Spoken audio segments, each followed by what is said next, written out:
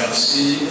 Je voudrais profiter de cette occasion pour remercier les journalistes, les médias, pour le travail accompli depuis mon arrestation jusqu'à ma libération.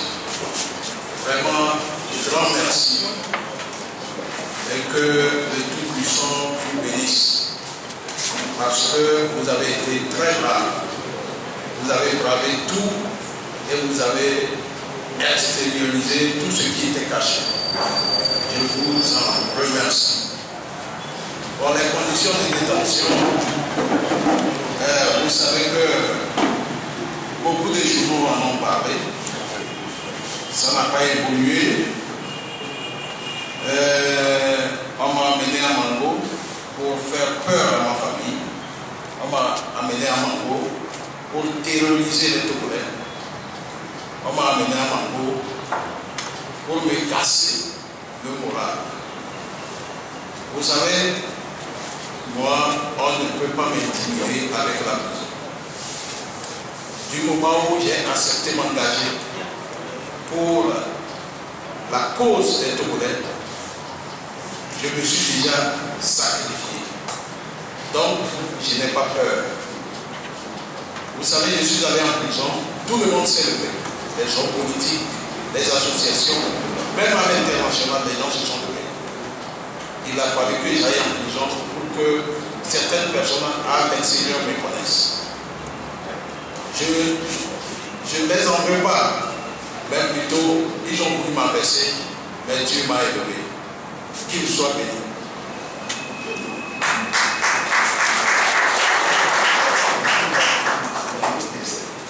Bon, comme vous le savez, à Mango, les bâtiments jusqu'à aujourd'hui ne sont pas éclairés.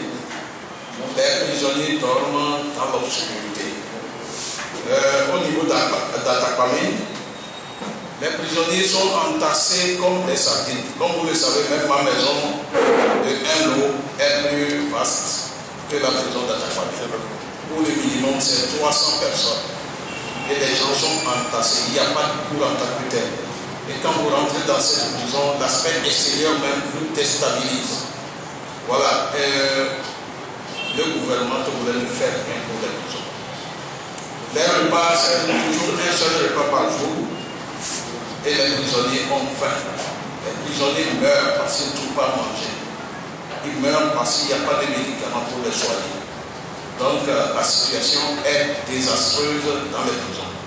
Comme vous le savez, M. Manfred Novak a qualifié la situation dans les prisons de tragédie.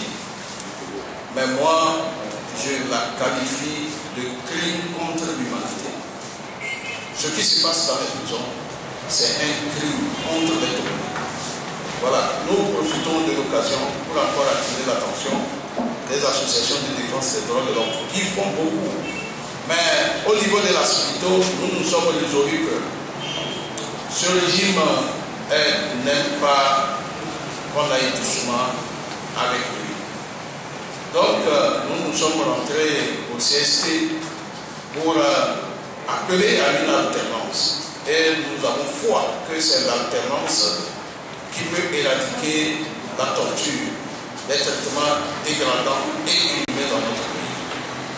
Voilà, donc pratiquement j'ai répondu aux deux questions.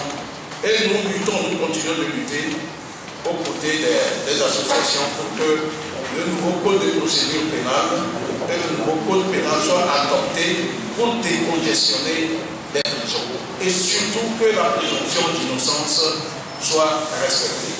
Et comme vous le savez, à l'intérieur du pays, les prisonniers n'ont aucune assistance juridique.